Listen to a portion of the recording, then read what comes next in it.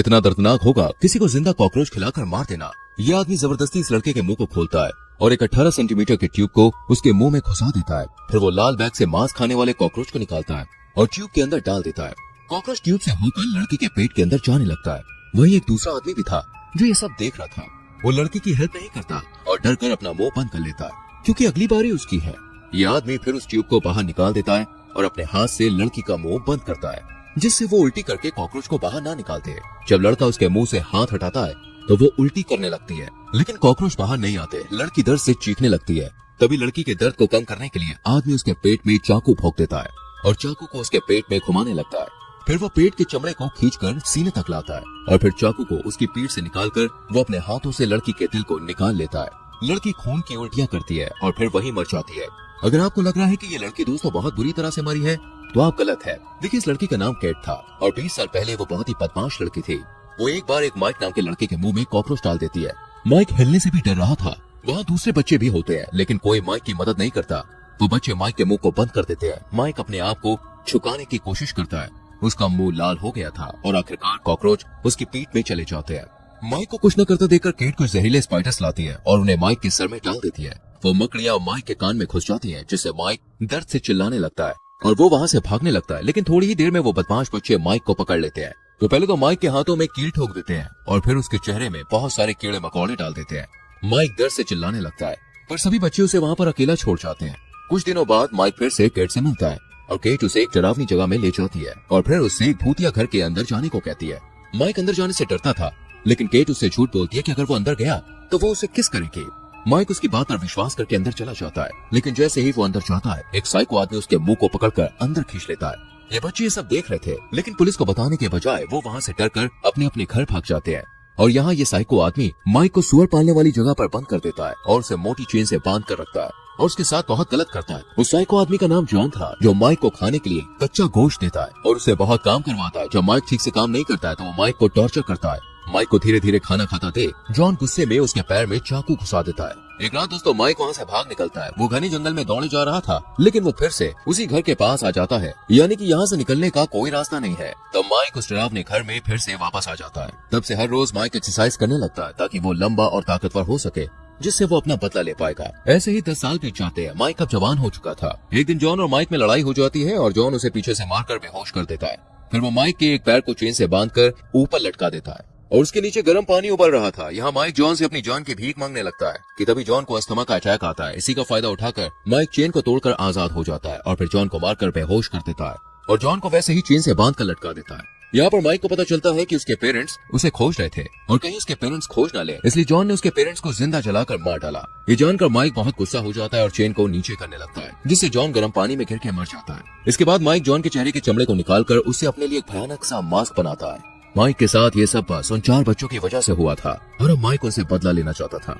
उन 4 बच्चों में से दोस्तों एक जॉर्ज नाम का लड़का था। वो अपने बच्चों के साथ खेल रहा था कि तभी माइक उसे मारकर बेहोश कर देता है। जब उसकी आंख खुलती है तो वो एक सीक्रेट रूम में था। उसी रूम में 2 लड़के और एक लड़की भी थी जिसमें से एक फिलिप नाम का लड़का अधमरी हालत में कोने में पड़ा हुआ था। जॉर्ज डरकर भागने के लिए उठता है पर वो देखता है कि उसके हाथ चेन से बंधा हुआ है। इन लोगों को अभी तक नहीं पता है कि इनके साथ ये सब कौन कर रहा है। जॉर्ज दीवार तोड़ने लगता है और ये देखकर एक दूसरा आदमी टॉम उसे ऐसा करने से मना करता है, लेकिन जॉर्ज उसकी बात नहीं सुनता और दीवार खोदने लगता है जिससे उसका एक नाखून बाहर आ जाता है जिससे वो दर्द के मारे चिल्लाने लगता है। वो दीवार नहीं खोद पाया इसलिए वो जमीन खोदने लगता है पर खोदते टाइम उसे जमीन के अंदर से इंसान की हड्डी मिलती है जिससे वो समझ जाता है कि यहाँ से निकलने का कोई रास्ता नहीं है। तभी जॉर्ज की नजर ऊपर लगे कैमरा पर जाती है और वो कैमरा के सामने खड़े होकर गाली देने लगता है जिससे केट और टॉम बहुत डर जाते हैं और उससे चुप रहने को कहते हैं। तभी वहाँ माइक आ जाता है जो अपने चेहरे पर डरावना सा मास्क लगाए हुए था जिसे देखकर जॉर्ज डर जाता है। माइक फिलिप को रूम के बीच में लाता है और केट को एक चाकू देता है और उससे फिलिप की बॉडी को काटने के लिए कहता है। इसके बाद माइक जॉर्ज को भी ऐसा करने को कहता है लेकिन जॉर्ज माइक पर ही हमला कर देता है। लेकिन माइक बहुत ही ताकतवर है, वो जॉर्ज को एक ही पंच में गिरा देता है। जॉर्ज को सबक सिखाने के लिए वो केट को एक कॉकरोच खिलाता है। तभी जॉर्ज को एक ब्लेड मिलता है जिससे वो अपनी रस्सी काटने लगता है। जब फिर से माइक रूम में आता है तो जॉर्ज उसके हाथ पर ब्लेड से हमला करके बाहर भाग जाता है, लेकिन बाहर का गेट बंद था। जॉर्ज चिमनी में घुसकर बाहर निकलने की कोशिश करता है लेकिन चिमनी बीच से टूट जाती है और जॉर्ज नीचे गिरकर बेहोश हो जाता है। जब उसकी आंख खुलती है तो वो देखता है कि वो फिर से उसी रूम में था और इस बार उसके हाथ में बड़ी सी चेन बंधी हुई थी। तभी माइक एक एक्स लेकर उनके पास आता है और एक्स को टॉम को देता है और टॉम को उस एक्स से जॉर्ज को मारने के लिए कहता है। टॉम जॉर्ज को मारकर बेहोश कर देता है। फिर माइक कुछ कीले टॉम को देता है और जॉर्ज के हाथों में उन कीलों को ठोकने को कहता है। टॉम एक्स की मदद से जॉर्ज के हाथ में कीले ठोकने लगता है, जिससे दर्द के मारे जॉर्ज जोर जोर से चिल्लाता है और दर्द के चलते फिर से बेहोश हो जाता है। जॉर्ज को तड़पता हुआ देखकर माइक को बहुत सुकून मिल रहा था और वो फिर से रूम से बाहर चला जाता है। जॉर्ज को बहुत दर्द हो रहा था, लेकिन वो हिम्मत करके अपने हाथ से उन कीलों को निकाल देता है। जब जॉर्ज का दर्द थोड़ा कम हो जाता है तो वो सोचने लगता है कि ये आदमी कौन है और ये हमें इतना टॉर्चर क्यों कर रहा है। तभी फिलिप बोलता है कि मैंने उसके हाथ में घोड़े का एक टैटू देखा है, जिससे जॉर्ज समझ जाता है कि यह आदमी कोई और नहीं बल्कि माइक है, जिससे हमने 20 साल पहले बहुत टॉर्चर किया था। वो सब माइक से माफी मांगने की सोचते हैं, लेकिन आप सोचिए क्या होगा जब किसी इंसान के कान में बहुत सारी मकड़ी के अंडे अंदर डाल दिए जाए। माइक एक इंजेक्शन में येलो स्पाइडर के अंडे भर कर लाता है और जॉर्ज को उसे केट के कान में डालने के लिए कहता है। जब जॉर्ज ऐसा नहीं करता तो वो केट को करंट शॉक देने लगता है। उसको तड़पता हुआ देखकर जॉर्ज मान जाता है और फिर वो केट के कान में मकड़ी के अंडे डाल देता है। फिर माइक फिलिप को इतना मारता है कि वो मर जाता है। उसके मरने के बाद दोस्तों वो अपने कमरे में आ जाता है और फिलिप की फोटो में क्रॉस का निशान लगा देता है। वो कैमरे में देखता है कि जॉर्ज और टॉम आपस में लड़ रहे होते हैं। तभी फिर से माइक उस सीक्रेट रूम में आता है।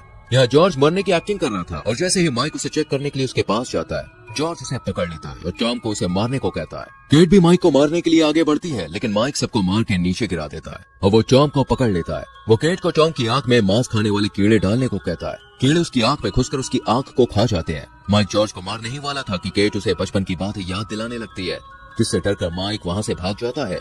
टॉम की आंखों में बहुत दर्द हो रहा था, इसलिए जॉर्ज उसकी आंख निकाल देता है। दूसरी तरफ माइक अपने कमरे में जाकर चीजों को तोड़ने लगता है। सीक्रेट रूम की लाइट चिमचिमाती है, जिससे ये समझ जाते हैं कि फिर से माइक रूम में आ रहा है।